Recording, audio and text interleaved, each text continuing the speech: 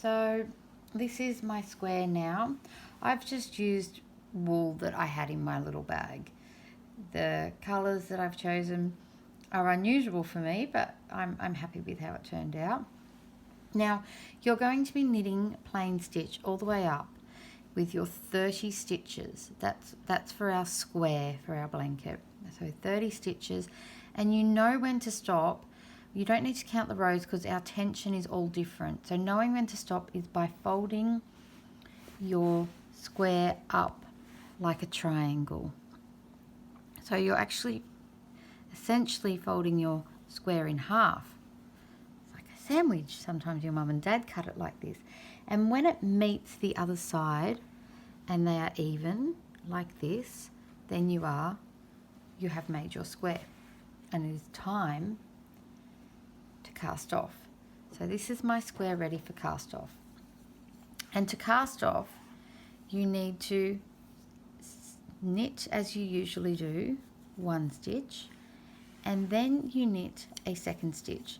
So you have 2 stitches on your right needle. And with your left needle, you are going to slip under that first stitch and take it off, leaving you 1, which means now you need to knit 1 more. You always have to have 2 on this side, and then you slip your needle in the first loop and take it over and off the needle. And then we only have 1, so we need 2. And you slip it in and over and off.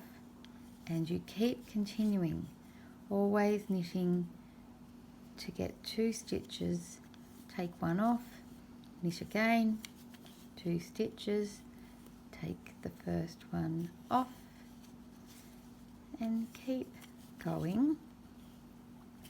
And as you go, you will see that there's a nice edge forming at the end of your knitting. I'm going to be casting off 30 stitches here, so I'll try and do it as swiftly as possible. Once you have your whole square casted off and completed, then we can collect your square along with any other square that's completed, and we can begin sewing our lovely class blanket together.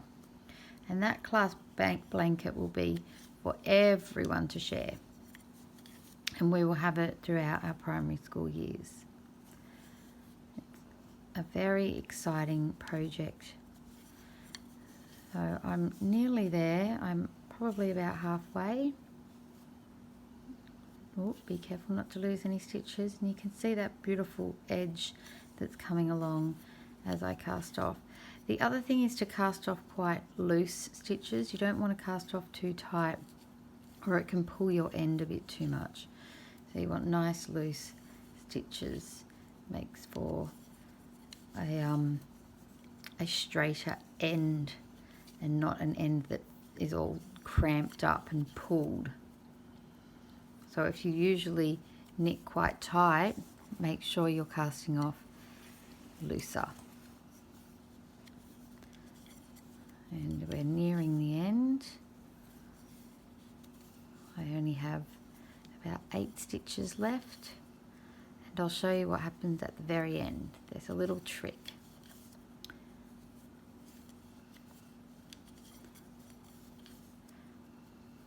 So moving right along,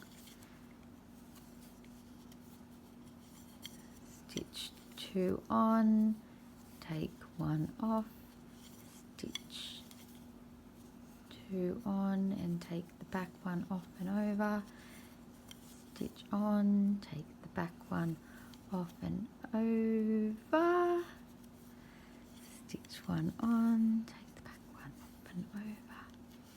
And we're nearing the end.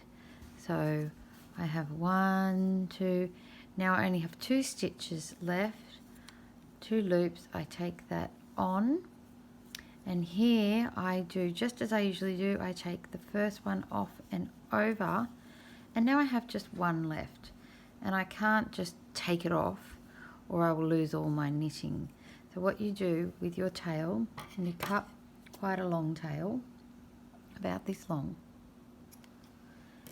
And you loop around. You can drop your other needle now. So you loop around like this so it looks like you've got 2 loops, and you go over, pull it off, and then you pull that tail through and pull tight. And there you have now your beautiful square is not on its needles anymore. It's off. It's all by itself. It's standing alone and independent. And then you should be able to fold it over and see that it is still that exact half sandwich. Okay, good luck with your casting off, and I look forward to seeing all of your beautiful squares.